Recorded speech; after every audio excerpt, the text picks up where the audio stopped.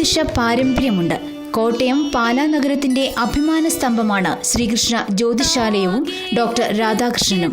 കവടികളിലെ അമ്പരപ്പിക്കുന്ന കൃത്യതയാണ് ഡോക്ടർ രാധാകൃഷ്ണനെ വ്യത്യസ്തനാക്കുന്നത്. കേരളത്തിന്റെ അക്ഷരനഗരിയായ കോട്ടയത്തിന്റെ പെരുമയും പ്രൗഢിയും ഹൃദയത്തിൽ ഏറ്റുവാങ്ങിയ നഗരമാണ് പാല. മധ്യ കേരളത്തിന്റെ ഹൃദയതുടിപ്പായ പാലയ്ക്ക് തിലകക്കുറിയാണ് ശ്രീകൃഷ്ണ ജ്യോതിശാലയം.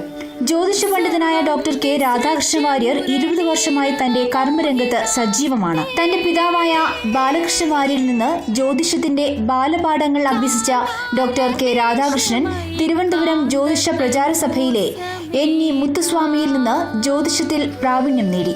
ജ്യോതിഷം, രത്നശാസ്ത്രം എന്നീ രംഗത്ത് പാലയുടെ നിറസാന്നിധ്യമാണ് ഇന്ന് ഡോക്ടർ രാധാകൃഷ്ണൻ. 2011 ശ്രീചിത്തിര തിരുനാൾ അവാർഡും 2011 മൈത്രി ഇവന്റ് കൾച്ചറൽ അസോസിയേഷന്റെ അസ്ട്രോളജർ രത്ന അവാർഡ് വിദ്യാഭ്യാസ മന്ത്രി ശ്രീ അബ്ദുൾ റബ്ബിൽ നിന്നും 2013 മന്ത്രി അനൂപ് ജേക്കബിൽ നിന്നും ഏറ്റുവാങ്ങിയ ഡോക്ടർ രാധാകൃഷ്ണൻ 2011 തന്നെ വിശ്വേശ്വര സ്പിരിച്വൽ ആൻഡ് ചാരിറ്റബിൾ സൊസൈറ്റിയുടെ അവാർഡും ചക്കുളം രാധാകൃഷ്ണൻ തിരുമേനിയിൽ നിന്ന് ഏറ്റുവാങ്ങി. 2012 ചന്ദ്രധാര പ്രവാസി ഭാരതീയ അവാർഡും സ്വന്തമാക്കിയിട്ടുണ്ട്. സായി ഭക്തനായ ഡോക്ടർ രാധാകൃഷ്ണൻ ഇന്ന് ലോകപ്രസിദ്ധ ജ്യോതിഷിയും അറിയപ്പെടുന്ന ജ്യോതിഷ പണ്ഡിതനുമാണ്. ഈ പെരുമ തന്നെയാണ് നാടിന്റെ നാനാഭാഗത്തു നിന്നും ജനം ശ്രീകൃഷ്ണ ജ്യോതിശാലയത്തിലേക്ക് ഒഴുകിയെത്താനുള്ള കാരണത്തിന് നിദാനവും.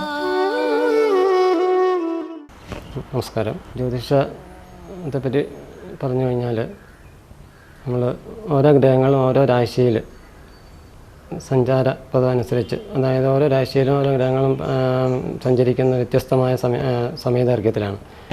ആ സഞ്ചാരപഥത്തിനനുസരിച്ച് നമ്മുടെ മനുഷ്യ ആയുസ്സിൽ മനുഷ്യനിൽ വരുന്ന മാറ്റങ്ങൾ അത് ജ്യോതിഷപരമായിട്ട് നമ്മൾ കണ്ടെത്തി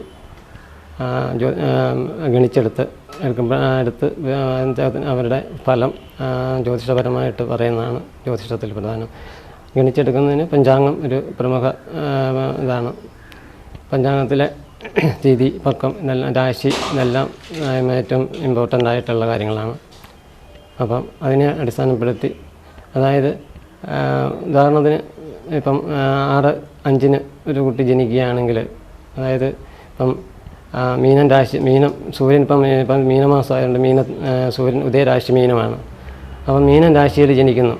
ഇപ്പം ഉത്രാടം നക്ഷത്രത്തിലാണ് മീനം രാശിയിൽ ജനിക്കുന്നു. ആ സമയം 8/15 കുട്ടി ജനിക്കുന്നത്. ഉത്രാടം നക്ഷത്രം തന്നെയാണ്, മീനമാസമാണ്. പക്ഷേ 2 കുട്ടികളുടെയും ഫലം 2 വിധത്തിലായിരിക്കും. അപ്പോൾ രാശി മാറും, മേടൻ രാശിയിലേക്ക് കിടക്കും.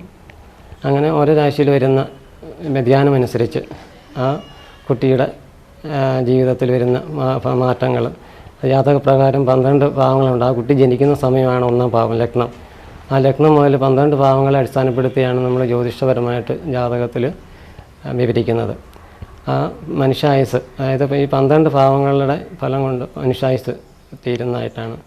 അതിൽ അവരുടെ 8-ാം ഭാവം കൊണ്ട് നമ്മൾ ആയുസ്സിനെ പറ്റി നിർണ്ണയിക്കും. അത് ഓരോ നക്ഷത്രക്കാർക്കും അതിൻ്റെതായ ഇതനുസരിച്ച് വ്യത്യാസങ്ങൾ വരും. അത് ഗണിച്ചെടുക്കുമ്പോൾ നമുക്ക് അതിനെപ്പറ്റി അറിയാൻ സാധിക്കും. അങ്ങനെ നമ്മൾ ജനനസമയമാണ് ഇതിനകത്ത് ഏറ്റവും പ്രധാനപ്പെട്ട ഘടകം. ജനിച്ച സമയം കൃത്യമാണെങ്കിൽ നമ്മൾ ഗണിച്ചെടുക്കുന്ന ലഗ്നം, അതായത് ആദ്യം നമ്മൾ കണ്ടുപിടിക്കുന്ന ലഗ്നം കറക്റ്റായിരിക്കണം. ആ ലഗ്നം കറക്റ്റാണെങ്കിൽ 1-ാം ഭാവം, അതായത് ലഗ്നം ശരിയായിട്ട് വന്നാൽ പിന്നീട് പറയുന്ന 12 ഭാവങ്ങളുടെയും ഫലം കൃത്യമായിട്ട് വരും എന്നുള്ളതാണ്.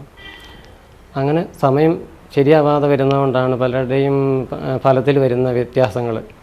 അതുപോലെ നാളുകളെല്ലാം നല്ലതാണെങ്കിലും ചില നാളുകളാണ് കാലുള്ള നാളുകൾ, പൂയം, അത്തം, പൂരാടം, ഇങ്ങനെയുള്ള നാളുകളുണ്ട്, അല്ലാത്ത നാളുകളുണ്ട്. പക്ഷേ നാളുകൾ വെച്ച് നോക്കുകയാണെങ്കിൽ എല്ലാം തന്നെ നല്ല നാളുകളാണ്. എന്നാൽ ചില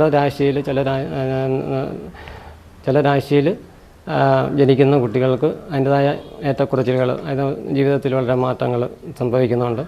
അതുപോലെ തന്നെ അതായത് 1 മണിക്കും 3 മണിക്കും ശേഷമൊക്കെ രാത്രി ജനിക്കുന്ന കുട്ടികളാണെങ്കിൽ അവർ കലാപരമായിട്ടൊക്കെ നല്ല നിലവാരത്തിലേക്ക് ഉയർന്നു വരുന്നതായിട്ട് കാണുന്നുണ്ട്. അങ്ങനെ പല ആ സമയത്തിൻ്റെതായ വ്യത്യാസങ്ങൾ അതിനകത്ത് വളരെ ഇതുണ്ട്. ജ്യോതിഷപരമായിട്ട് പറയുകയാണെന്നൊരിക്കൽ ഇന്ന് മനുഷ്യ ജീവിതത്തിലൊരു പ്രധാന പങ്ക് ജ്യോതിഷശാസ്ത്രത്തിനുണ്ട്. അത് ഇന്ന് ജ്യോതിഷശാസ്ത്രം പാഠ്യവിഷയമാക്കി വന്നിട്ടുണ്ട്. ജ്യോതിഷത്തെപ്പറ്റി പല ആൾക്കാരും അതിനെപ്പറ്റി ഇതായിട്ട് വിസ്തരിക്കുന്നുണ്ടെങ്കിലും അതിനെ കൂടുതൽ മുന്നോട്ട് കൊണ്ടുവരാനായിട്ട് സർക്കാർ തന്നെ ശ്രമിക്കുന്നുണ്ട്, പാഠ്യ വിഷയമാക്കിയിട്ടുണ്ട്. പക്ഷേ എങ്കിലും ആൾക്കാർ ഇതൊരു ഇതിനകത്ത് സത്യസന്ധതയുണ്ടോ എന്നതിനെപ്പറ്റി പലരും അതിനെപ്പറ്റി ഒരു ചിന്ത ആലോചിക്കുന്നുണ്ട്.